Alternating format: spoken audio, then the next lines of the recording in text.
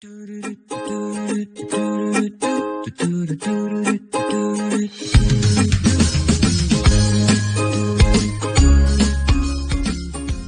bem com vocês? Estamos aqui de volta no nosso canal e eu tô muito feliz, né? Que o nosso canal já tem mais de 50 seguidores e isso alegra muito meu coração, muito mesmo. Então eu quero lhes dizer que eu vou mudar o método da explicação do nosso canal. No lugar de eu trazer o conteúdo todinho, né, que vai ser passado para mim no semestre, eu vou trazer apenas, vamos supor, provas ou exercícios. Provas de concurso, provas de vestibulares, né? Dependendo do assunto, pode ser até uma prova do Enem também, né? Pra gente nos ajudar na resolução e na compreensão. E através do exercício dessa prova, eu vou estar explicando o que é que tá acontecendo, qual é a pergunta, entendeu? E vamos supor, vou dar um exemplo aqui. Vamos supor que a pergunta seja de verdadeiro ou falso. Aí a primeira é verdadeira. Por quê? Aí eu vou explicar o motivo por ela ser verdadeira. Se for falsa, né? A B, vamos supor. A B é falsa. Eu vou explicar o motivo por que ela está sendo falsa. Entendeu? Então, eu creio que esse método vai ser muito melhor. Vai ser muito esclarecedor, né? E só tem uma coisa que eu ainda vou explicar, que vai ser que eu até conversei com uma pessoa, um seguidor que também tá seguindo e gostou dos vídeos, é apenas da célula. Eu vou trazer o conteúdo da célula, das organelas, que eu falei pra ele que eu ia explicar e tal. E eu vou trazer esse conteúdo das células e das organelas e vou explicar a função de cada uma. Endócio. Aqui aqui é a molécula dele. Eu fiz em lápis, não sei se vai dar pra ver. E aí, ele pede 4 coisas. Ele pede o mecanismo de ação farmacodinâmica. Da farmacodinâmica, eu não falei, não deu tempo eu falar. Eu só falei da introdução e falei também da farmacocinética. Mas eu tinha estudado, né? Eu tinha visto já. Então, ele fala ele pergunta, né, sobre o mecanismo desse medicamento. E esse medicamento, na farmacodinâmica, a gente vê como é que ele vai agir, entendeu? Como é a ação, como é que quando você degusta o medicamento, que ele já está no seu corpo, já tem passado, que ele vai passar, né, pelo seu estômago, né? Ali no estômago, o estômago é uma das partes cruciais para o medicamento, porque no estômago ele vai dissolver, entendeu? E lá no estômago como o estômago é muito ácido, né? Então a gente vê que na química que temos ácidos e bases, certo? Então no estômago ele é muito ácido, ou seja, ele tem muito eletropositivos, né? Que são os hidros, os hidrônios. São os hidrônios que são positivos. Então, ele é ácido. Esse medicamento, na composição dele, ele também é ácido, porque ele tem um componente ácido indolocético. Então, de cara, dá pra gente ver que ele é H+, né? Ou H2 ou H3O, que é o que a gente vai aprendendo na química analítica qualitativa e quantitativa também, a gente vê. Então, ele vai ser ácido, ou seja, ácido com ácido, íons positivos com íons positivos, eles não têm uma ligação tão forte, né? Eles não se prendem tanto, né? Então, provavelmente, como esse medicamento ele já é ácido, ele não... Onde é que realmente ele vai ter que agir, né? Porque ele não é para se dissolver todo. Então, a gente, por ter essa noção, né, de ver que ele era ácido, né? E no organismo também, no nosso estômago, ele é ácido. Então a gente percebeu que ele não vai se dissolver por completo, no estômago. E quando a gente estava pesquisando também, né, a gente viu que muito deles eram em cápsulas. Geralmente medicamento que é em cápsula, ele tem aquela proteção, né? Já é aquele cuidado, porque a ação dele realmente não é para se dissolver por completo ali no medicamento. Os medicamentos em cápsula é para que a cápsula seja uma proteção, né, quando o medicamento estiver ali no estômago, para que não aconteça justamente isso, ele não se dissolva tão rápido e não tenha uma ação tão, né, tão além do que é para ser, tão rápida como alguns outros, né? Então, justamente, ele vem em cápsula.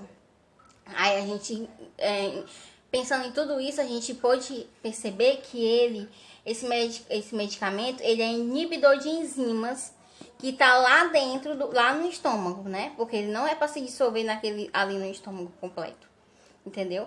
Aí no estômago ele tem algumas enzimas, né? São milhares de enzimas, mas tem umas enzimas que é específica para poder ser inibidor dessas enzimas, que é a protaglodina ou ciclogenase. Essas duas enzimas são as enzimas na qual ele inibe elas para que elas não venham e, né, dissolva tão rápido o medicamento. A segunda é classifique a molécula com relação à acidez ou basicidade e justifique. Pela primeira, né, a gente já viu que ele é um medicamento ácido, que ele não vai, né, não é para se dissolver logo, então ele é ácido. Aí a gente viu que a atividade inflamatória aumenta com a acidade e diminui com a substituição do grupo carboxílico. Ou seja, no meio ácido, né, ele aumenta, né, ele não vai se dissolver, né, a atividade dele anti-inflamatória, ele vai ficar incompatível, né, ácido com ácido. Já no meio básico é aonde ele vai ter os ligantes dele, que vai ser as hidroxilas com o hidrônio, né? Justamente o que eu estava explicando no começo. Então, positivo com negativo, ele se atrai.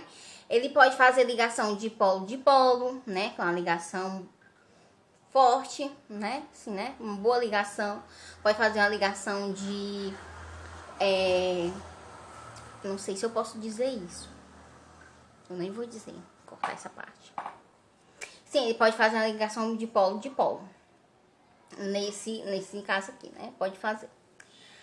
Por outros grupos menos ácidos, né? Ele pode diminuir com a substituição do grupo carboxila por outros grupos menos ácidos. Carboxila é justamente os hidrônios. E os menos ácidos é as hidroxilas, tá, gente? Que é as negativas. Onde análogos com amida são inativos. A presença do anel indólico não é essencial para a atividade anti-inflamatória. Só uma observaçãozinha mesmo que tinha lá onde eu pesquisei, na apostila que ele enviou pra gente. Esse professor é nota 10, gente. Top. Aí ele colocou outra questão também, que é essa aqui. Esta molécula atravessa com facilidade para CNC, justifique. CNC, Sistema Nervoso Central. Sim, ela atravessa sim.